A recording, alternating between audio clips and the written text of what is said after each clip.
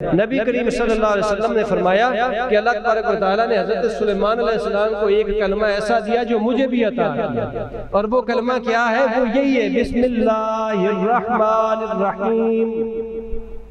یہ بڑی خاص چیز ہے۔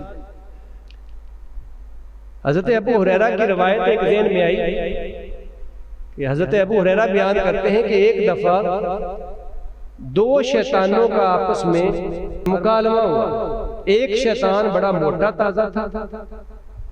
آپ کو پتہ ہر بندے کے ساتھ ایک ایک شیطان لگا ہوا ہے، شیطان کے چیلے بے شمار ہیں۔ تو ایک بندے کے ساتھ جو شیطان لگا ہوا تھا وہ بڑا موٹا تازہ تھا، اس نے بڑے خوبصورت کپڑے پہنے ہوئے تھے۔ حضرت ابو ہریرہ کی یہ روایت ہے، اور اس نے بالوں میں تیل شیل بھی لگایا ہوا تھا، سرما بھی، بڑا بن ٹھان کے سوٹڈ بوٹڈ۔ اور دوسرا جو شیطان تھا وہ بڑا کمزور تھا، وہ کسی اور شخص کے تھا، اس کا سر کے بال اڑے ہوئے اور پراگندہ صورتحال اور ہڈیوں کا پنجر بنا ہوا اور ننگا بے لباس۔ دونوں کا آپس میں مکالمہ ہوا۔ اس نے پوچھا، وہ جو موٹا تازہ تھا، اس نے پوچھا کہ یار تیرا یہ حال کیوں ہے کہ تو پراگندہ ہے، تیرے سر کے بال اڑ گئے، تیرے چہرے پر زردی ہے، برا حال ہے، اور تیرے انجر پنجر کے علاوہ تیرے پاس کچھ نہیں ہے اور ننگا بھی پھرتا ہے، تو مسئلہ کیا ہے؟ اس نے کہا کہ میں اس بندے کے ساتھ لگا ہوں جو کھانا کھاتا ہے تب کہتا ہے بسم اللہ الرحمن الرحیم۔ کیوں؟ جب وہ بسم اللہ کہہ دیتا ہے تو مجھے تو کھانا ملتا ہی نہیں، مجھے تو کھانا ملتا ہی نہیں، وہ کھانے کی برکت ساری اس کو مل جاتی ہے۔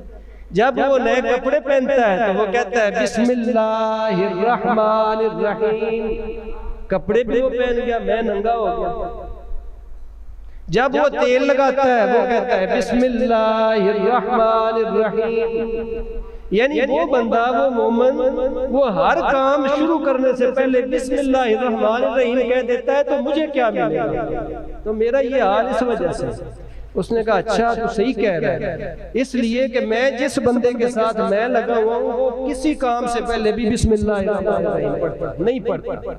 جب وہ کھانا کھاتا ہے تو بسم اللہ نہیں پڑھتا، اس لیے کھانا مجھے بھی ملتا ہے۔ جب وہ کپڑے پہنتا ہے بسم اللہ نہیں پڑھتا، اس لیے کپڑے مجھے بھی ملتے ہیں۔ جب تیل لگاتا ہے بسم اللہ نہیں کہتا، اس لیے تیل میرے سر پر بھی لگتا ہے۔ تو اب میرا بیٹا، میرے پیارے بچوں خاص طور پر اور نوجوانوں اور بزرگوں، اب آپ اس سے اندازہ لگا لیں کہ بسم اللہ الرحمن الرحیم کی برکت کیا ہے اور اس کی نحوست کیا ہے۔